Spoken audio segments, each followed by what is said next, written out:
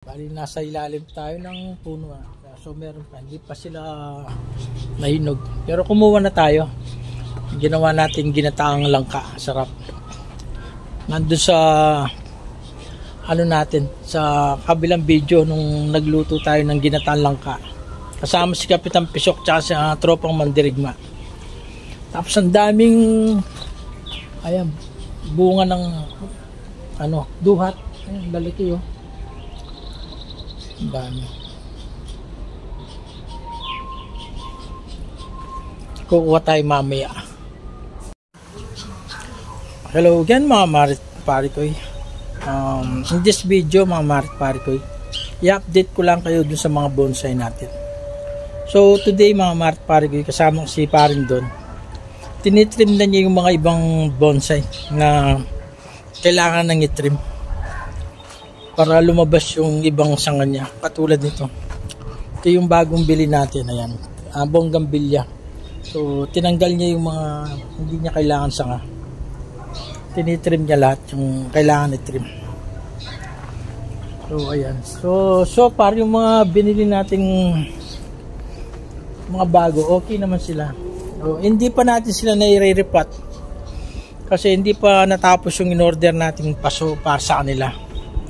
Siguro unahin natin itong mga malalaki.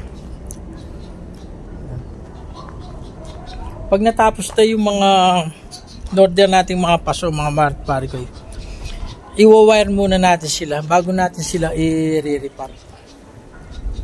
Kasi pag ni-repat mo tapos doon mo pa lang sila winire, medyo sensitive sila, baka may tendency mamatay. Not unlike kapag winire mo muna siya bago mo siya i-repat, hindi na siya magagalaw. Dire-diretso na yung pag develop niya nun.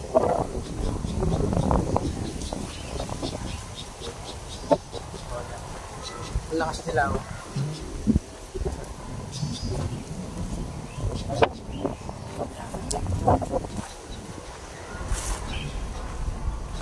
Ito yung bayabas.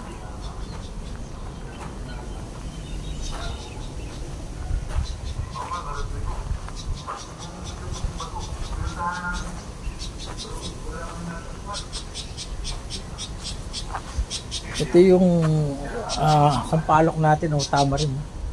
Hindi pa natin siya tinitrim kasi baka magtampo siya pag tinrim natin siya kagad. So ayan muna natin siyang makapag-recover talaga, mag-wild. Ayan. Pag sure na tayo na hindi na siya magtatampo, doon natin siya i-trim. Ayan.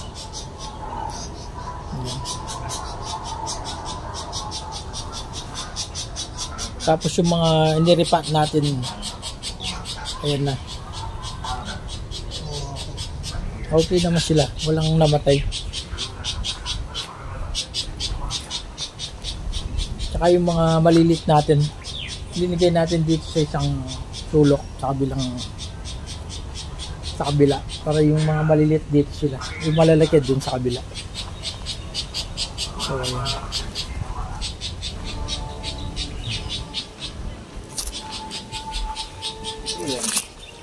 Tapos bumili tayo ng drum, binigyan natin siya ng tubig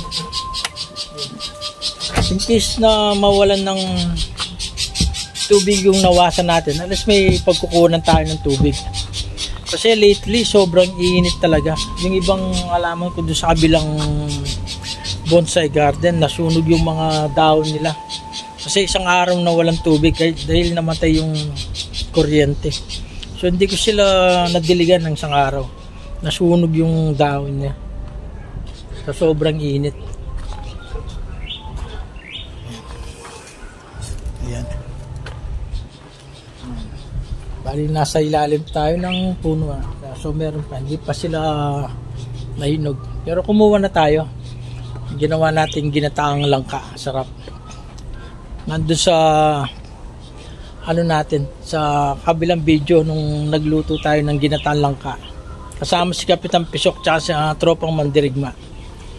Tapos ang daming ayan, bunga ng duhat. Ayan, lalaki oh. Ang dami. kukuha tayo mamaya.